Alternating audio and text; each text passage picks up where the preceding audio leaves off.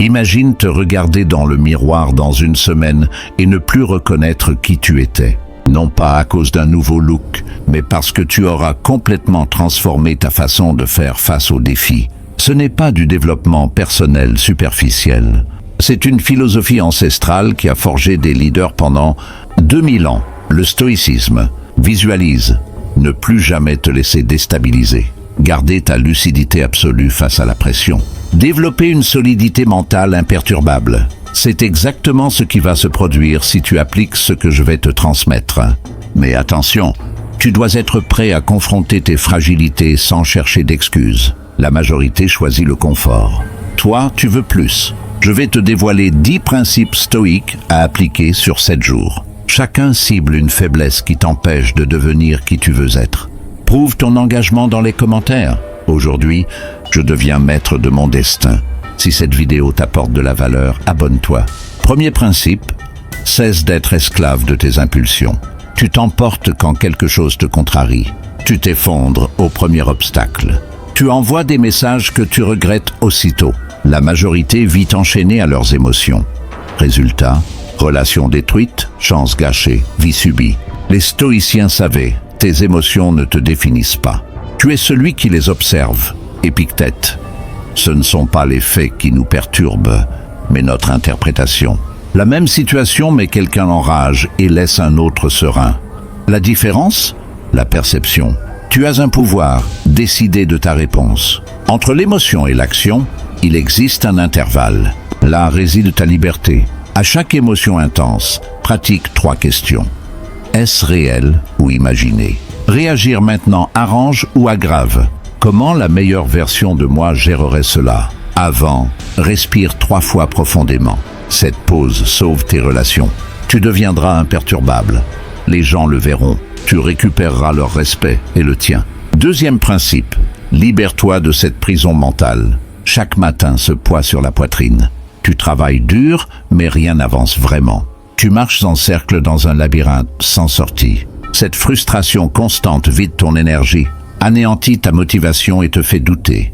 Le problème? Tu gaspilles ton attention sur ce que tu ne contrôles pas au lieu de maximiser ce sur quoi tu as le pouvoir. Marc Aurèle, empereur confronté aux guerres et trahisons, affirmait « Tu as le pouvoir sur ton esprit, pas sur les événements. Réalise cela et tu trouveras ta force. » Le secret stoïcien, la dichotomie du contrôle.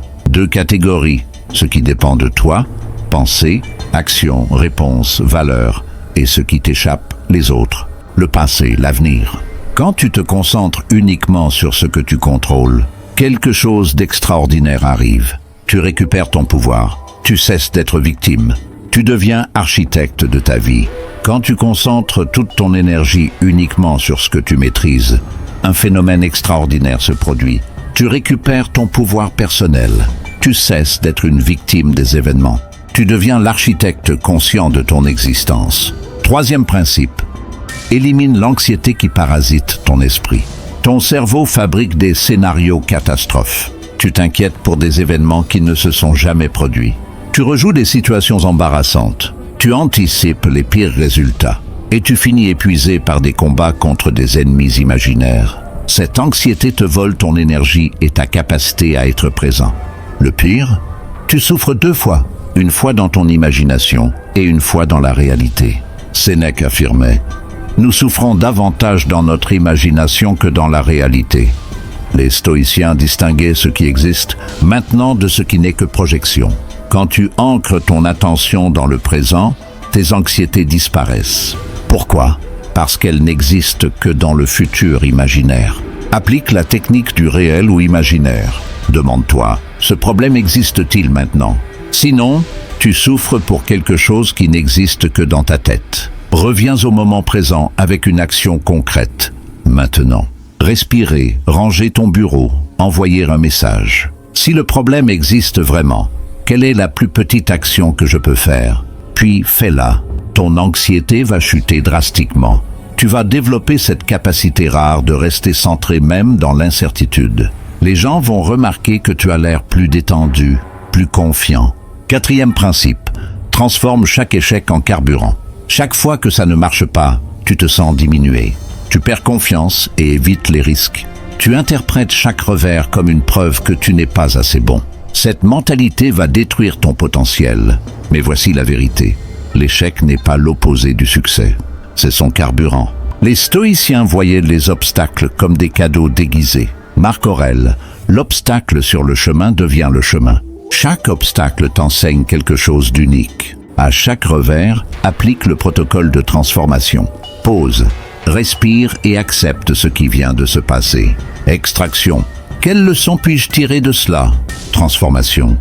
Comment cet obstacle peut-il me rendre plus fort? Action. Identifie une action concrète maintenant. Tu vas développer cette mentalité où tu accueilles les difficultés. 5e principe, deviens immunisé contre les opinions des autres. Tu vis comme si tu étais sur scène, jugé par un public invisible. Une critique te hante pendant des jours. Tu modifies ton comportement en fonction de ce que les autres pourraient penser. Cette dépendance est une prison mentale. Le paradoxe, plus tu cherches l'approbation, moins tu l'obtiens. Épictète enseignait, personne ne peut te blesser sans ton consentement. L'opinion des autres n'a de pouvoir que celui que tu lui donnes. Pense à cela. L'opinion de quelqu'un sur toi en dit plus sur cette personne que sur toi. Quand quelqu'un te critique, applique la réflexion objective. Pause mentale, respire et dis-toi, intéressant, cette personne a une opinion. Filtrage intelligent, cette critique est-elle constructive? Si oui, utilise-la, sinon libère-t'en. Chaque jour, fais une chose que tu évites par peur du jugement. Tu vas dégager cette confiance de quelqu'un qui sait qui il est. 6e principe, maîtrise l'art de garder ton calme. Dans les moments de crise, tu perds tes moyens. Ton cerveau panique. Tu prends des décisions que tu regrettes. Marc Aurèle écrivait « Tu as le pouvoir d'être libre des perturbations. Le calme, c'est ta capacité à rester centré au milieu de la tempête. Applique le protocole STOP. C'est stop. Arrête-toi 30 secondes. Take a breath. Respire profondément. O. Observe. Regarde objectivement sans dramatiser. P. Proceed with wisdom. Réponds avec sagesse. Tu vas devenir cette personne fiable dans les moments difficiles. 7e principe. Transforme ta souffrance en force. Quand la douleur frappe, tu te sens victime. En évitant la douleur, tu évites la croissance. Épictète. Ce n'est pas ce qui t'arrive qui compte. Mais comment tu y réponds? La souffrance est le meilleur professeur. Applique la transformation active. Acceptation. Reconnais et accepte la souffrance. Extraction. Qu'est-ce que cela m'enseigne? Identification. Quelle qualité puis-je développer? Action. Fais quelque chose maintenant pour grandir. 8e principe.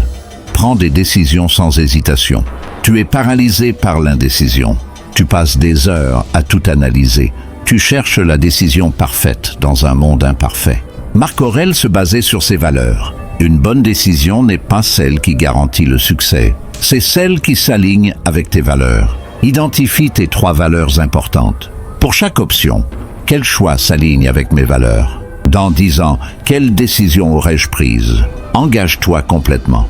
Petite décision, 2 minutes maximum. Moyenne décision, 24 heures maximum. Tu vas développer cette capacité de décider vite et de t'y tenir. 9e principe, entoure-toi de ceux qui te poussent à grandir. Ton environnement joue un rôle crucial. Les gens autour de toi peuvent t'élever ou t'entraîner vers le bas. Choisis consciemment ton cercle. 10e principe, domine ton esprit, domine ta vie. Tout commence dans ton esprit. C'est ta capacité à contrôler tes pensées qui définit ton destin. Tu n'es pas tes pensées, tu es l'observateur.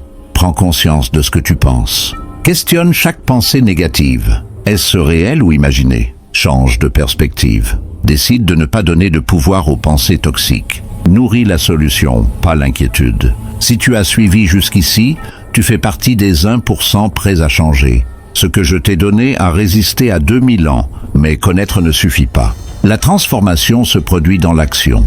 Pendant ces 7 jours, tu vas découvrir une version de toi que tu ne connaissais pas. Plus forte, plus sage, plus libre. Ton ancien moi va résister. Quand ce moment arrivera, souviens-toi de pourquoi tu as commencé. Mais un like, c'est ton acte d'engagement. Partage avec quelqu'un qui en a besoin. Abonne-toi pour découvrir les techniques secrètes la semaine prochaine. Va dans les commentaires et dis-moi comment se passe ta transformation. Cette communauté, c'est une fraternité qui a décidé de ne plus subir. Es-tu prêt à faire ce qu'il faut? La meilleure version de toi t'attend.